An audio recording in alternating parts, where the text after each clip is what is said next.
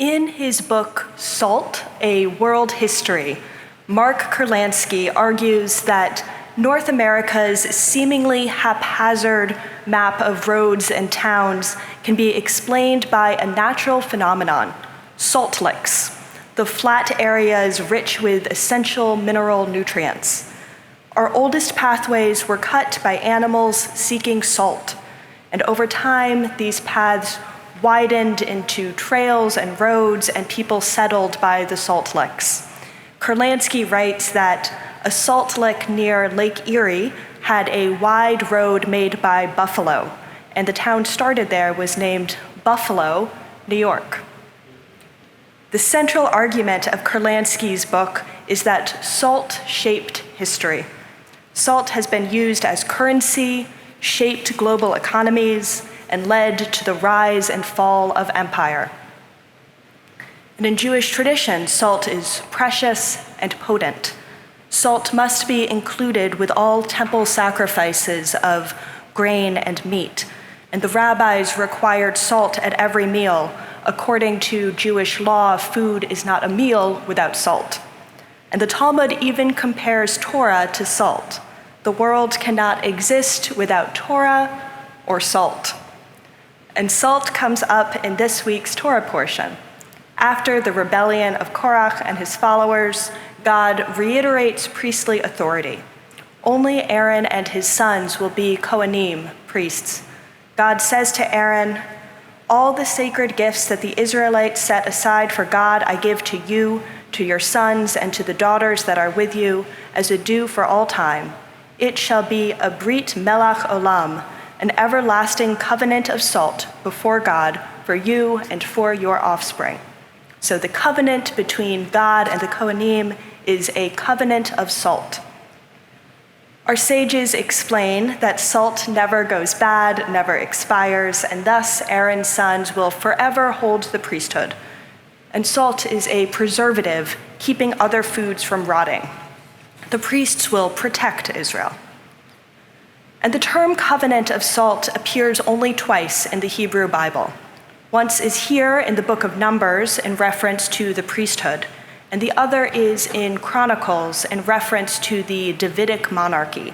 It is by a covenant of salt that Aaron's sons will be priests and David's sons will be kings.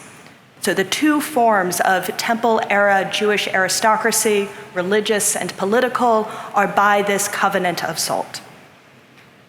In the temple period, the Kohanim held a special status. Only they could enter the innermost parts of the temple, and only their families could eat of certain temple offerings. The Kohanim, like the rest of the tribe of Levi, did not receive a landholding. Instead, they were supported by the tithes of other Israelites. And since the destruction of the temple, Kohanim are no longer permitted to eat tithes, but they have continued to have a ritually elevated status in traditional Judaism. There are special restrictions. Kohanim cannot marry certain women and are forbidden to come near corpses that are not immediate family. And Kohanim receive certain honors.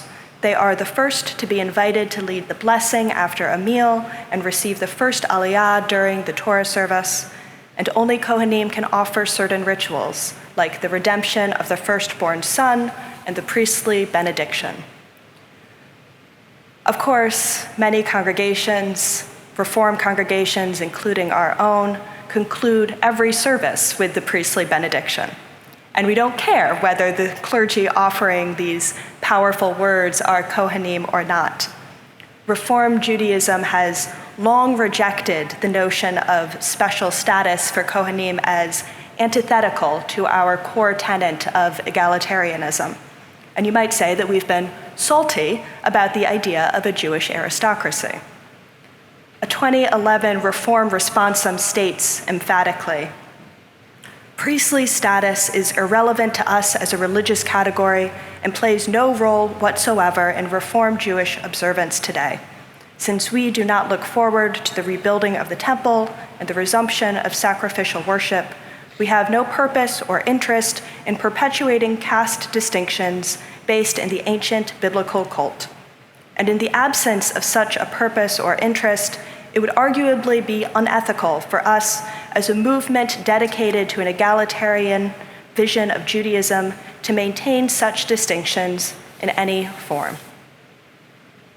And yet, despite Reform Judaism's long-standing rejection of hereditary priesthood, I have met many liberal Jews, proud Reform Jews, who identify as Kohanim and take pleasure in their family's particularity, taking particular joy in offering the priestly blessing to their children on Shabbat, or being called to the Torah as HaKohen, connecting to an identity important to their fathers. And indeed, that is exactly what this 2011 Reform Responsum goes on to articulate. It continues. To say that priestly yichus, inherited status, is irrelevant to our religious life should not suggest that the awareness of priestly status has completely disappeared from among our people. Reform Jews can and often do acknowledge the fact of their yichus as a matter of family tradition. They will often maintain the title HaKohen and their Jewish names as testimony that they were born to a father of such status. We certainly have no objection to this custom. We would emphasize, however, that when Reform Jews do recognize their priestly descent, they express thereby a sense of connection to historical institutions rooted in our biblical heritage, and not to some non-existent Reform version of those institutions. So, while Reform Judaism does not recognize the institution of the priesthood, we do recognize family tradition. Taking joy in one's family history can be perfectly healthy. It is possible to have Kohen family pride that neither intimates the ritual second-class status of other families, nor carries an expectation of external recognition. Pride without superiority. Salt is an appropriately complicated symbol to represent this balance. Salt preserves, but it also corrodes. As a preservative, it can protect or immobilize. Think Lot's wife, paralyzed permanently as a pillar of salt. Too much salt makes an environment inhospitable to life. A salt lick is barren. No animals can survive in the Dead Sea. Our bodies need some sodium, and health experts debate just how much, but we can't eat it in excess. Salt represents our desire and our tears. And salt in Jewish tradition is complicated. Salt must be controlled. Our sages teach that salt should be eaten at every meal, but not with the thumb, for that causes the death of children, and not with the index finger, because that causes murder, and not with the pinky, which causes poverty. Salt should only be taken with the middle finger or ring finger. And other superstitions about salt abound.